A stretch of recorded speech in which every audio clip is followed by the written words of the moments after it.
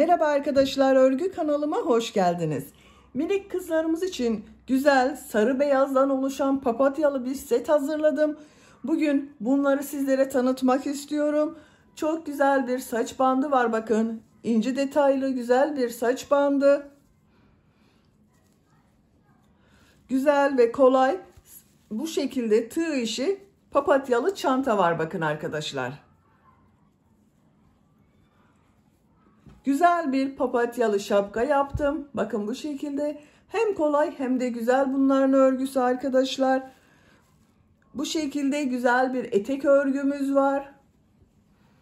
Yine sarı beyaz papatyalı çalıştım, bakın. Bir de güzel bolero hırkamız var, bakın arkadaşlar. Ben bunların hepsinin anlatımını yaptım. Bu saç bandının, etek anlatımının, çanta ve şapkanın anlatımlarını yaptım. YouTube kanalıma yükledim arkadaşlar. Siz de bunlardan yapmak isterseniz şapkanın, çantanın, eteğin ve bu güzel saç bandının olduğu YouTube linklerini izlediğiniz bu videonun açıklama bölümüne ekliyorum. O link üzerine tıklarsanız bunlar gibi güzel bir takım yapabilirsiniz. Veya Ece'nin Örgüleri YouTube kanalından bu videoları aratarak çok kolay bulabilirsiniz. Biz bugün bu güzel bolero hırkamızı yapacağız arkadaşlar. Bolero hırkanın yapılışı çok güzel. Tığ işi bir bolero hırka. Bakın arka görüntüsü bu şekilde. Yakadan bir tane düğme yaptım. İnci bir düğme yapmayı tercih ettim. Aynı şekilde bakın saç tacında da inci kullandım. Set oluşturdum arkadaşlar. Bu bolero hırkanın örgüsünde iplik olarak sarı renkli iplik kullandım. 100 gram iplik üzerinde 320 metre var. Bir iplik tam bitmedi, biraz kaldı arkadaşlar. Beyaz renkli iplik olarak da 50 gram iplik kullandım. Ben bugün bu iplikleri kullandım. Siz bu örgüde istediğiniz marka iplik ve renkleri kullanarak yapabilirsiniz arkadaşlar. Her marka bebek ipliklerini kullanabilirsiniz. Koton iplikler kullanabilirsiniz. Tığ olarak 5 numara 3 milimetre tığ kullandım. Elim çok sıkı değil ve bakın yaptığım örgüler yumuşak oluyor arkadaşlar. Sizin eliniz sıkıysa 3,5-4 milimetre tığları kullanırsanız yaptığınız örgü hem yumuşak olur hem daha güzel olur. Eliniz sıkıysa benimle aynı sayıda yaparsanız sizin yaptığınız ölçü daha küçük olacaktır ve örgü de sert olur. Bebekleri rahatsız eder sert örgü. Bir tane inci düğme yaptım dedim, bakın buraya siz istediğiniz gibi düğme kullanabilirsiniz. Açık olarak görelim bakın hırkayı. Ben bugün bu hırka anlatımını 1-2 yaş arası bebek ölçüsüne göre yapıyorum. Siz istediğiniz yaş için yapabilirsiniz. Bunu 6 aylık bebek de çok rahat kullanır arkadaşlar. 2 yaş bebek de çok rahat kullanır. İpliğe tığ hazırlayalım. Hep birlikte bu güzel takım örgümüzden bolero hırkamızı yapmaya başlayalım. Örgü kanalıma abone değilseniz abone olmayı unutmayın lütfen. Örgü kanalıma abone olmak ücretsiz. Örgü kanalıma ücretsiz abone olup orada bulunan zil şeklini dokunarak açık yaparsanız kanalıma video yüklediğim zaman ilk önce size bildirim gelir. Örgülerimden herkesten önce sizin haberiniz olur. İzlediğiniz videolarıma beğeni ve yorumlarınızı yaparsanız çok sevinirim arkadaşlar. Ücretsiz abone olup beğeni ve yorumlarını yapan bütün arkadaşlara ayrıca teşekkür ederim. Hepinize kolay gelsin. İyi çalışmalar. Örgüye yakadan zincir yaparak başlıyorum. İlk ilmeği ben bu şekilde yapıyorum. Size nasıl kolay geliyorsa ilk ilmeği öyle yapabilirsiniz. Zincirleri yapmaya başlıyorum. Çok sıkı zincirler yapmıyorum. 47 zincir yapalım. 47 zincir yaptım. Çok sıkı zincirler yapmadım arkadaşlar, bakın. Bu 47 zincirin kaç santimetre olduğunu ölçüyorum. 20 santimetre zincir uzunluğu var. Benim elimin sıklığına göre 20 santimetre için 47 zincir yaptım arkadaşlar. Sizin eliniz sıkıysa daha fazla zincir yapmanız gerekebilir. Bu 47 zincir yaka başlangıcı. Bu zincir sayısı size az gelebilir. Bu zincirler üzerinde sadece arka ve kol bölümlerinin zincirleri arkadaşlar. Ön bölümleri daha sonra yapacağız. Tığ üzerine iplik alıyorum. 3 ilmek atlıyorum. 1, 2, 3. Dördüncü ilmek içine trabzan yapıyorum. 3 ilmek atladım. Dördüncü ilmeğe trabzan yaptım. 2 zincir yapıyorum. Aynı ilmek içine bir trabzan yapıyorum. Bu yaptığım trabzan kol için. Kol için 12 trabzan yapıyorum. 1, 2, 3, 4, 5, 6,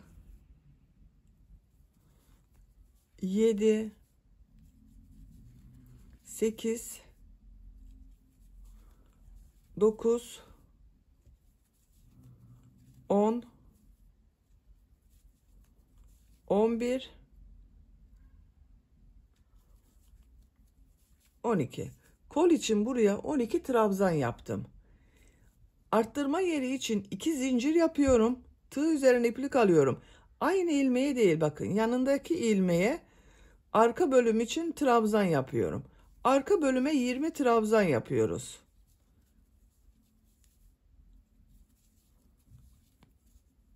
...20 trabzanı yapalım. Arka bölüm için 20 trabzan yaptım. Arttırma yeri için 2 zincir yapıyorum. Tığ üzerine iplik alıyorum.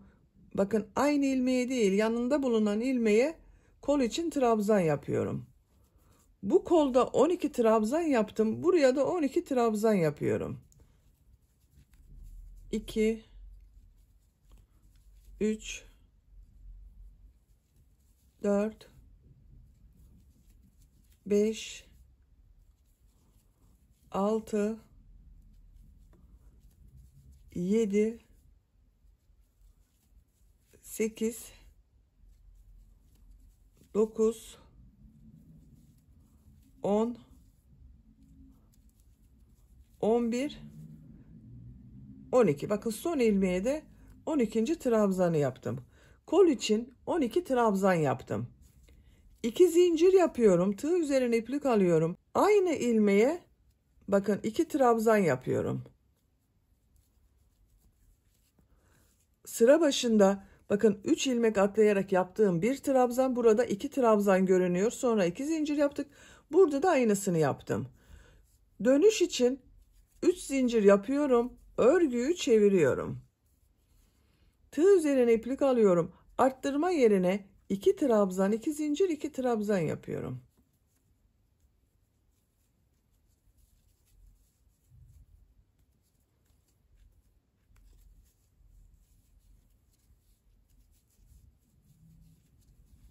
Bakın 2 trabzan, 2 zincir, 2 trabzan yaptım. Tığ üzerine iplik alıyorum. Bütün ilmekler üzerine bir trabzan yapıyorum bakın. Trabzan sırası yapıyoruz. Arttırma yerine kadar devam edelim. Arttırma yapacağım yere kadar trabzanları yaptım. 2 zincir üzerine 2 trabzan, 2 zincir, 2 trabzan yapıyorum.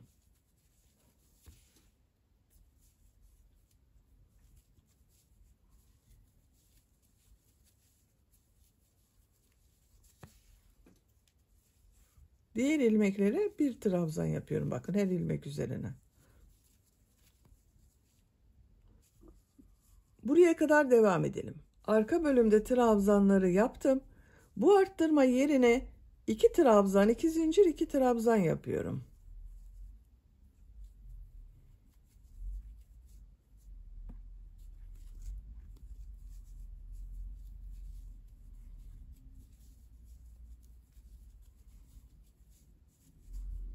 Diğer ilmeklere birer defa trabzan yapıyorum. Buraya kadar devam edelim. Arttırma yapacağım yere kadar trabzanları yaptım. Buraya 2 trabzan, 2 zincir, 2 trabzan yapıyorum.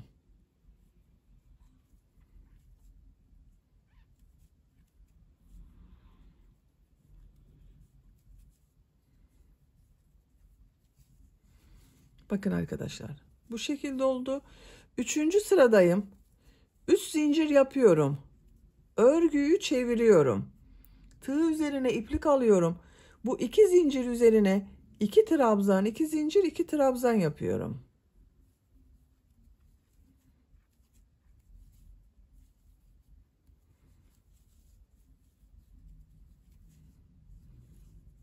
Bu ilmekler üzerine trabzan yapıyorum.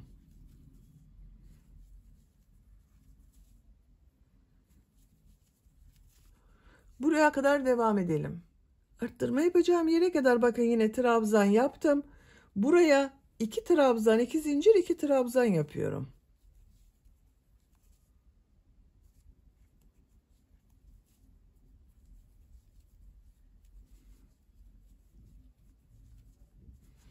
Diğer ilmeklere bir trabzan yapıyorum bakın.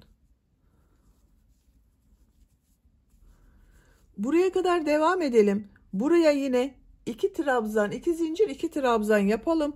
Sıra sonuna kadar devam edelim. Sıra sonuna kadar bakın yaptım arkadaşlar. Burada yine bakın 2 trabzan, 2 zincir, 2 trabzan yaptım. Diğer ilmeklere bir trabzan yaptım. Bu 2 zincir üzerine bakın arttırma yerine 2 trabzan, 2 zincir, 2 trabzan yapıyorum. Burası ön bölüm oluyor arkadaşlar. 3 zincir yapıyorum. Örgüyü çeviriyorum. Buraya 2 trabzan, 2 zincir, 2 trabzan yapıyorum.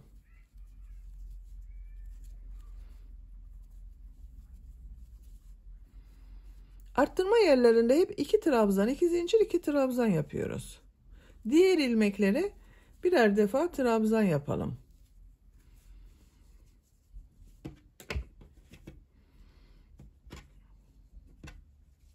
Bakın bu şekilde olacak. Görüntüsü böyle oluyor. Arttırma yerlerinde bakın 1, 2, 3, 4 arttırma yeri var. Buralarda 2 trabzan, 2 zincir, 2 trabzan yapacağız. Diğer ilmeklere bir trabzan yapacağız arkadaşlar birer defa. Bu sıra sonunda bakın geri dönüşlerde de 3 zincir yapıyoruz. Bu şekilde yakanın örgüsüne devam edelim. Arttırmalar yapıyoruz. Her sırada arttırma yapıyoruz arkadaşlar. Yaka örgüsünü 4 yerden arttırmalar yaparak 8 sıra yaptım. 1, 2, 3, 4, 5, 6, 7, 8. Bakın bu şekilde oldu arkadaşlar. 9. sıradayım. 9. sıradan itibaren kol ve gövde bölümünü birbirinden ayırıyorum. 3 zincir yapıyorum. Örgüyü çeviriyorum. 2 trabzan, 2 zincir, 2 trabzan yapıyorum.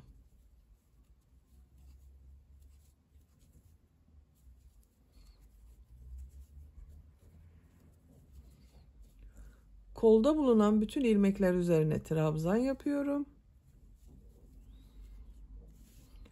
Buraya kadar devam edelim. Arttırma yapacağım yere kadar trabzanları yaptım. Buraya 2 trabzan yapıyorum.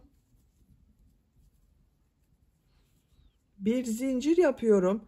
Bakın şu şekilde burada yaptığım 2 zincir ile birleştiriyorum arkadaşlar.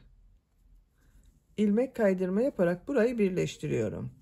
Tekrar bir zincir yapıyorum. Tığ üzerine iplik alıyorum. Arttırma yerine arka bölüm için 2 trabzan yapıyorum. Diğer ilmeklere trabzan yaparak devam ediyorum.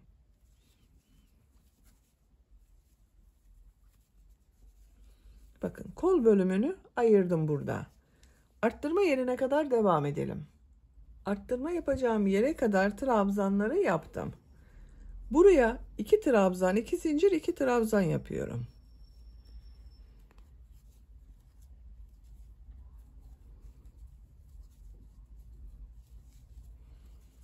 Diğer ilmeklere trabzan yaparak devam ediyorum. Buraya kadar devam edelim. Arttırma yapacağım yere kadar trabzan yaptım. Arttırma yerine 2 trabzan yapıyorum.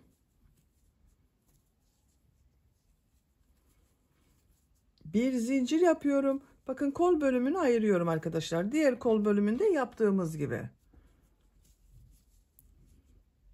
Bu arttırma yerine tığ takıyorum. İlmek kaydırma yapıyorum. Tekrar bir zincir yapıyorum. Bu arttırma yerine 2 trabzan yapıyorum. İpliği kesiyorum.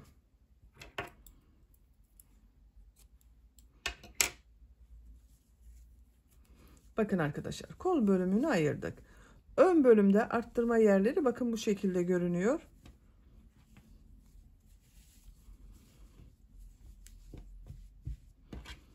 Şimdi renkli iplik ile model yerleştirmeye başlıyorum. Bakın, iki kol bölümünü ayırdık. Gövde bölümüne renkli iplik ile model yerleştiriyorum. Sarı renkli iplik kullanıyorum.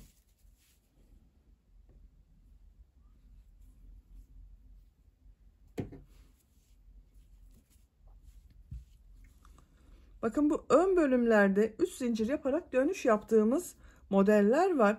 Buradan başlıyorum arkadaşlar. Bakın, örgünün düz tarafı burası. Yakanın buradan belli oluyor. Buradan başlıyorum. Modelleri yaparken ön bölümleri de yapacağız. 3 zincir yapıyorum. Bu 3 zincir bir trabzan. Buraya 2 trabzan yapıyorum. Bakın, 3 zincirle birlikte 3 trabzan oldu. 2 zincir yapıyorum. 3 trabzan yapıyorum.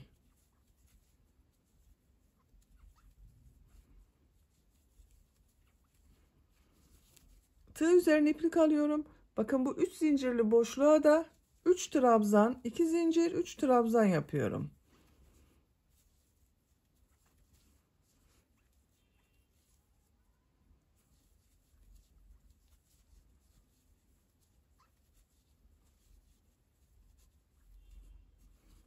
Buraya da 3 trabzan, 2 zincir, 3 trabzan yapıyorum. Bakın, modeller böyle.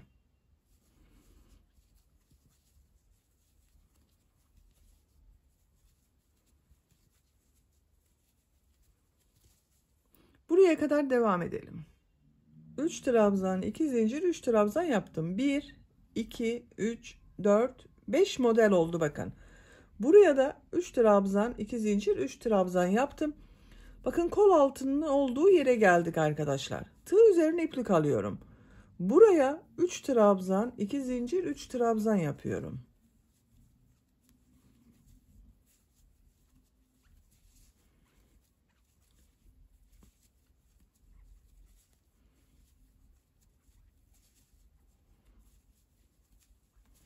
Bakın, 3 trabzan, 2 zincir, 3 trabzan yaptım.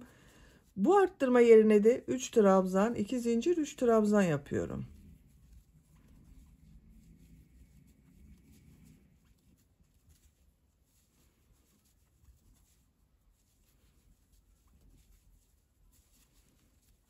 Bakın, arka bölüme başlıyoruz arkadaşlar. Bakın, kol altının görüntüsü böyle oldu. Tığ üzerine iplik alıyorum. 1, 2, 3 ilmek atlıyorum bakın. 4. ilmeğe 3 trabzan, 2 zincir, 3 trabzan yapıyorum.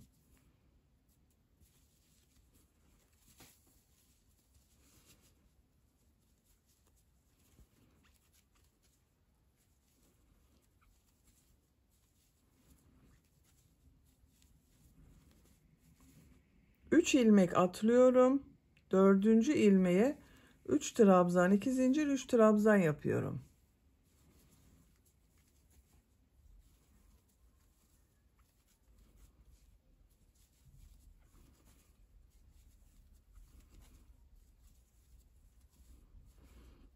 Üç ilmek atlıyorum.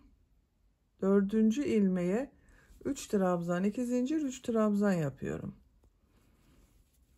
Bakın, modelleri devam ediyoruz. Kol altına kadar devam edelim.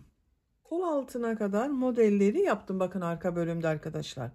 Arka bölümde de bakın, kol altından sonra 1, 2, 3, 4, 5, 6, 7, 8, 9, 10, 11, 12 model yaptım. Tığ üzerine iplik alıyorum. Burada 2 ilmek kaldı bakın. 2 ilmek atlıyorum. Sizin 3 ilmek kaldıysa 3 ilmek atlayabilirsiniz. Bu arttırma yerine 3 trabzan, 2 zincir, 3 trabzan yapıyorum.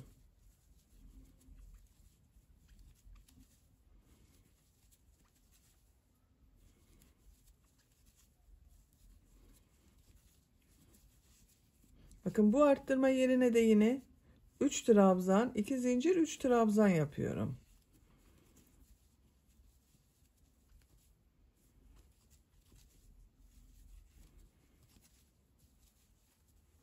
Şimdi bu ön bölümdeki modelleri yapacağız. Bakın burada 1, 2, 3, 4, 5 model yaptım arkadaşlar. Buraya da 5 model yapacağız bakın. 1, 2, 3, 4, 5.'yi de buraya. En son iplik kestiğim bakın bu trabzana yapıyorum. Tığ üzerine iplik alıyorum. Bu trabzan üzerine bakın. 3 trabzan, 2 zincir, 3 trabzan yapıyorum.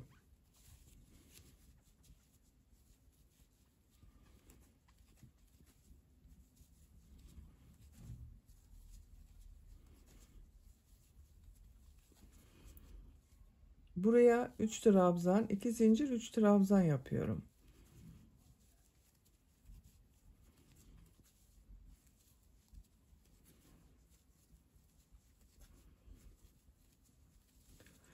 Bu üst zincirler üzerine de modeller yaparak buraya kadar devam edelim. Sıra sonuna kadar modelleri yaptım. Bakın bu ön bölümde de 1, 2, 3, 4, 5 model oldu arkadaşlar. 3 zincir yapıyorum. Örgüyü çeviriyorum. Modeller ortasına 3 trabzan, 2 zincir, 3 trabzan yapıyorum.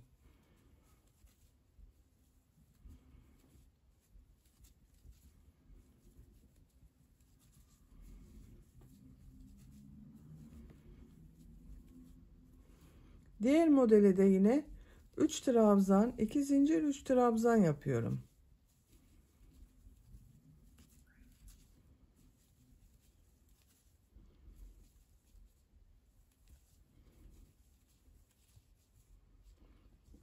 Sıra sonuna kadar devam edelim arkadaşlar. Bütün modellerin ortasında bulunan bu 2 zincir üzerine 3 trabzan, 2 zincir, 3 trabzan yapacağız. Buraya kadar tamamlayalım. Modelleri sıra sonuna kadar yaptım. Bakın arkadaşlar, her model üzerine 3 trabzan, 2 zincir, 3 trabzandan oluşan modelleri yaptım. En son modeli yaptım.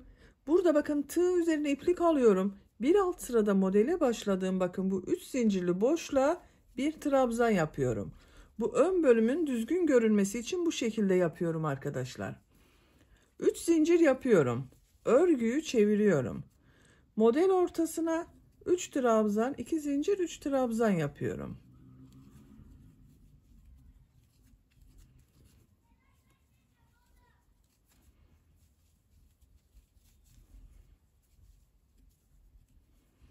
Tığ üzerine iplik alıyorum. Diğer model ortasına da 3 trabzan, 2 zincir, 3 trabzan yapıyorum.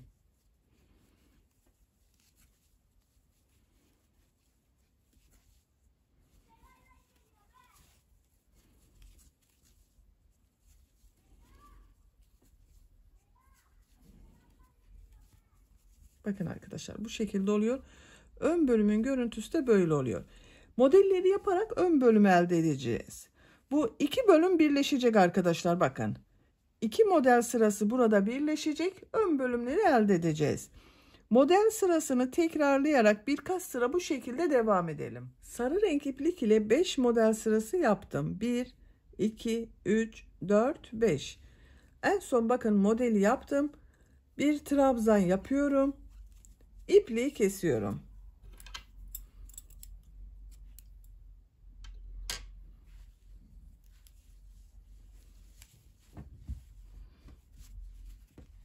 Bakın arkadaşlar, bu şekilde oldu.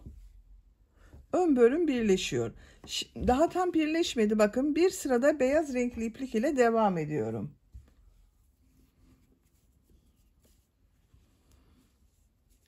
Bu kestiğim ilmek var. Bakın buradan iplik bağlıyorum.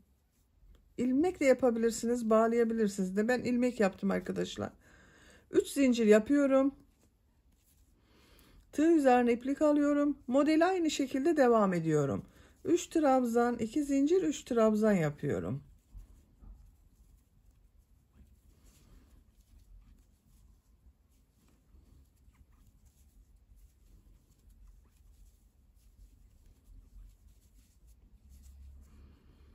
Diğer model ortasına da 3 trabzan, 2 zincir, 3 trabzan yapıyorum.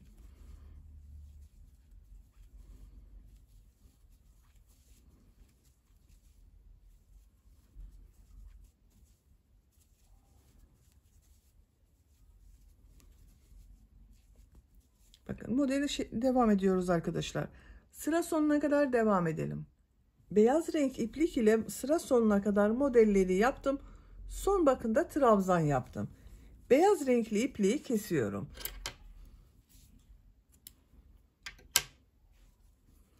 Ben bir sıra beyaz renkli iplik ile yaptım arkadaşlar. Bakın görüntüsü bu şekilde oldu. Ön bölüm birleşti bakın burada. Siz biraz büyük olsun istiyorsanız bir sıra daha beyaz ile devam edebilirsiniz.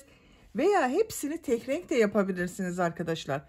Ben araya beyaz renkli iplikli ile model yaptım. Şimdi sarı renk iplik ile son sırayı yapıyorum. Bu ilmekten iplik bağlıyorum. Bir ilmek yapıyorum. Bir zincir yapıyorum. Sık iğne yapıyorum. Bir zincir yapıyorum. Tığ üzerine iplik alıyorum. Bakın arkadaşlar bu model ortasına nohut model yapacağız. Bakın tığ üzerine iplik aldım. Şu şekilde iplik alıyorum. Bekletiyorum. Tekrar tığ üzerine iplik alıyorum. Bakın 2 3 defa iplik aldım. Hepsini bir defada çıkaracağız. Bakın şu şekilde çıkardım. Nohut model yaptık. 3 zincir yapıyorum. Bu son ilmek bakın üzerinde bulunan ilmeğe tığ takıyorum. Minik pıtırcık model yapıyorum. Tekrar bakın nohut model yapacağız. Şu şekilde iplik alıyorum. 3 defa bakın tığ üzerine iplik dolayıp iplik alıyoruz. 1 2 3 iplik alıyorum. Hepsini içinden çekiyorum. Son ilmekten çekmiyorum. Bekletiyorum. Tekrar iplik alıyorum. Ondan çektim bakın. 3 zincir yapıyorum. Pıtırcık model yapıyorum. Tekrar tığ üzerine iplik alıyorum. Nohut model yapıyorum.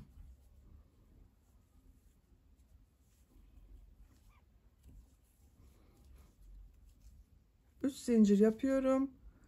Pıtırcık model yapıyorum.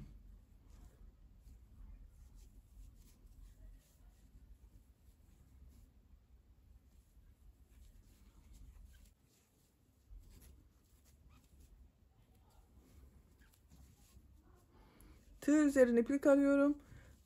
Bir nohut model daha yapıyorum. Bakın 1 2 3 4 5 model yaptım. Pıtırcık modelinde yapıyorum. Tığ üzerine iplik almadan bakın bu iki model ortasına sık iğne yapıyorum. Tığ üzerine iplik alıyorum. Nohut model yapıyorum.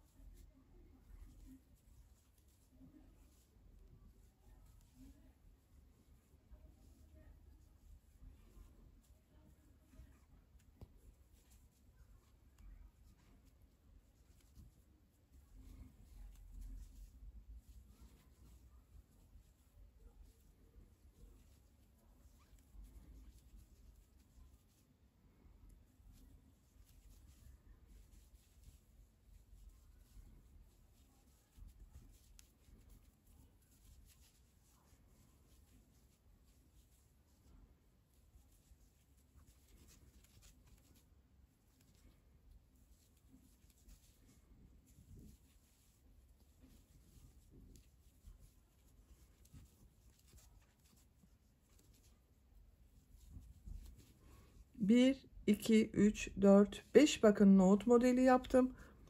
2 model ortasına sık iğne yapıyorum. Diğer modele nohut modeli yaparak devam ediyorum. Bakın bu şekilde oluyor. Sıra sonuna kadar devam edelim. Sıra sonuna kadar modelleri yaptım. Bakın bu şekilde oldu arkadaşlar. Bu ön patın olduğu yere geldim. Buraya bir tane düğme iliği yapmak istiyorum. En son modelde bakın 5. nohut modelini yaptım.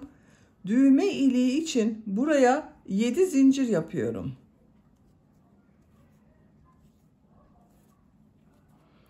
Aynı bakın bu ilmeğe sık iğne yapıyorum.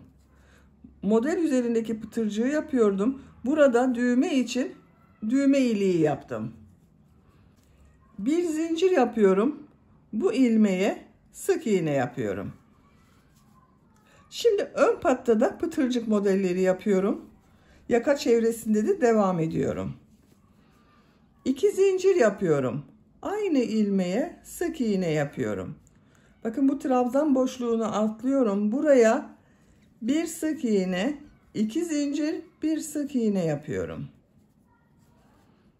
Bu boşluğu atlıyorum. Bir sık iğne, 2 zincir, bir sık iğne yapıyorum.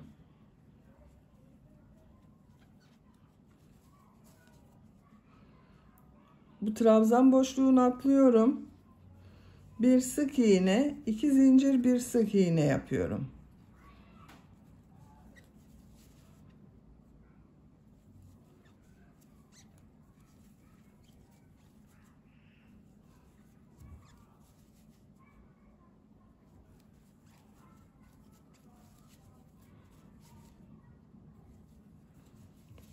Bakın buraya geldim. Buraya bir sık iğne, 2 zincir, bir sık iğne yapıyorum. Yaka çevresindeyim arkadaşlar. Bir ilmeği atlıyorum. İkinci ilmeğe bir sık iğne, 2 zincir, bir sık iğne yapıyorum. Bir ilmek atlıyorum. İkinci ilmeğe bir sık iğne, 2 zincir, bir sık iğne yapıyorum. Buraya kadar devam edelim. Yaka çevresinde pıtırcık modeli yaparak bakın buraya kadar tamamladım. Görüntü böyle oldu arkadaşlar. En son pıtırcık modelini yaptım. Bu ilmek ile ilmek kaydırma yapıp bitiriyorum. İpliği kesiyorum. Biraz uzun kesiyorum. Düğme dikecek kadar iplik bırakıyorum.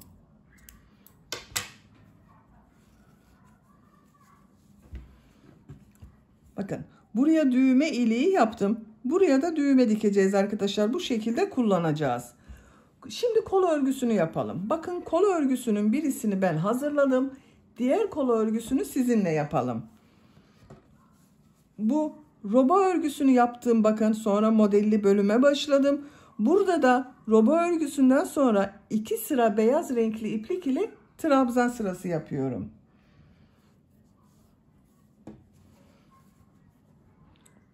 Şu bakın birleştirme yaptığım buraya ipliği bağlıyorum.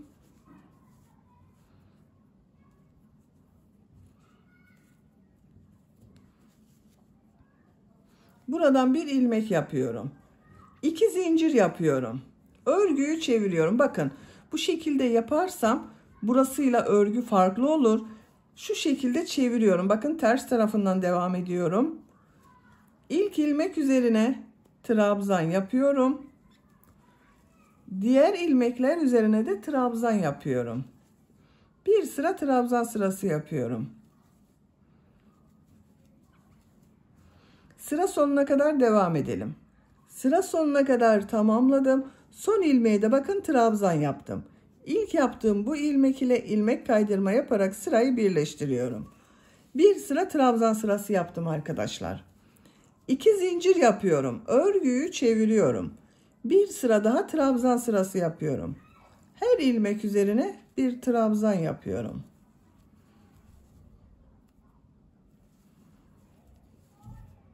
Sıra sonuna kadar devam edelim. Sıra sonuna kadar tamamladım.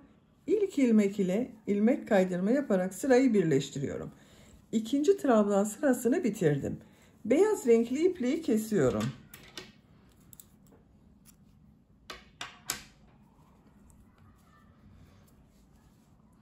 Ben bu uzunlukta bir kol yaptım arkadaşlar. Siz daha uzun istiyorsanız bu trabzan sırasını birkaç sıra devam edebilirsiniz. Ben burada bitirdim. Modelli bölüme başlıyorum. Sarı renkli iplik ile model başlıyorum. Bu ilk ilmeğe ilmek yapıyorum. 3 zincir yapıyorum. Tığ üzerine iplik alıyorum. Burada yaptığımız gibi 3 trabzan, 2 zincir, 3 trabzan yapacağız. Bakın bu kolda da aynısını yaptım. Bu 3 zincirde 1 trabzan, 2 trabzan yapıyorum.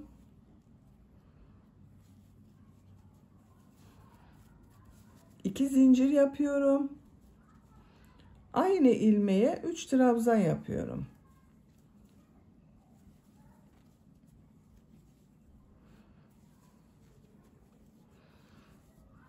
Üç ilmek atlıyorum. Dördüncü ilmeğe 3 trabzan, 2 zincir, 3 trabzan yapıyorum.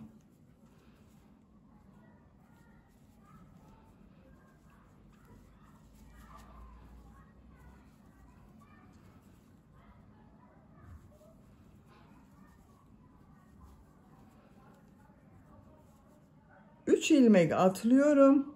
Dördüncü ilmeğe 3 trabzan, 2 zincir, 3 trabzan yapıyorum. Bakın görüntüsü böyle oluyor. Sıra sonuna kadar devam edelim. Modelleri sıra sonuna kadar yaptım. Sıra sonunda bakın 4 ilmek kaldı arkadaşlar. Arada 3'er ilmek atladım. Burada 4 ilmek kaldı. Ondan hiçbir sorun olmaz. Bu ilmek ile bakın ilk yaptığım bu ilmek ile ilmek kaydırma yaparak birleştiriyorum. 3 zincir yaparak bir trabzan yaptım. Onunla ilmek kaydırma yapıyorum. Kaç model yaptığımı sayıyorum. 1, 2, 3, 4, 5, 6, 7, 8, 9, 10, 11 model oldu kolda. İkinci model sırasındayım. Model ortasına ilmek kaydırma yaparak geçiş yapıyorum. 3 zincir yapıyorum. 2 trabzan yapıyorum. 2 zincir yapıyorum. 3 trabzan yapıyorum.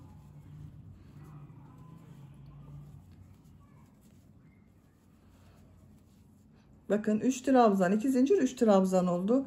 Diğer model ortasına da 3 trabzan, 2 zincir, 3 trabzan yapıyorum.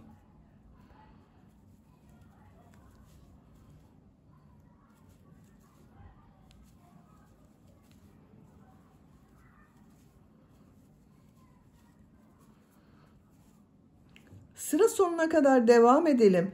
İlmek kaydırma yapalım, birleştirelim.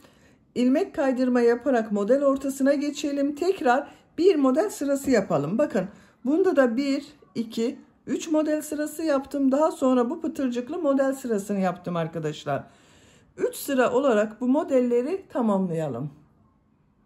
3 model sırası yaptım. İlmek kaydırma yaparak sırayı birleştirdim. 1, 2, 3. Diğer kolun örgüsünde bakın 1, 2, 3 sıra model sırası yaptım. En son bu nohutlu pıtırcıklı model sırasını yaptım arkadaşlar. Şimdi burada yaptığımız gibi bakın sizinle yaptığımız bu model gibi nohutlu modeli yapacağız.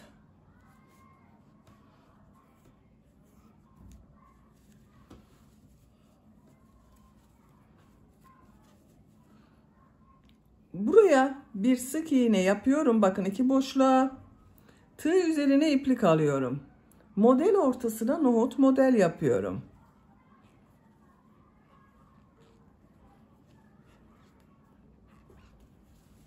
Üç zincir yapıyorum.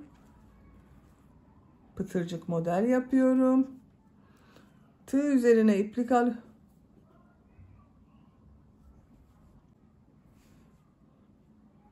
Tığ üzerine iplik alıyorum. Nohut model yapıyorum. Kolda 4 nohut model yapıyoruz arkadaşlar.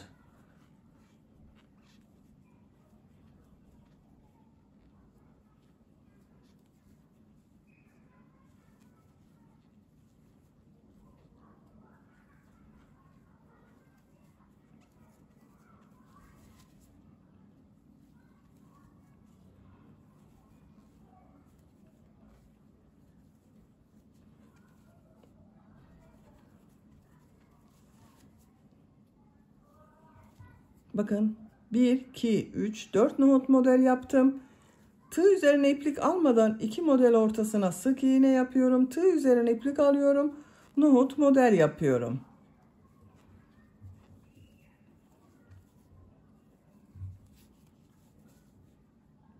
Sıra sonuna kadar devam edelim. Sıra sonuna kadar yaptım.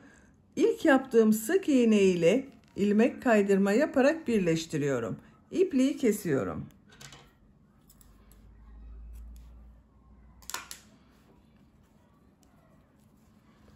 Bakın arkadaşlar, kol örgüsünde bitirdim. Bolero hırkanın örgüsünde bitirmiş oldum. Bakın arka görüntüsü bu şekilde. Ön bölüm görüntüsü de bakın böyle.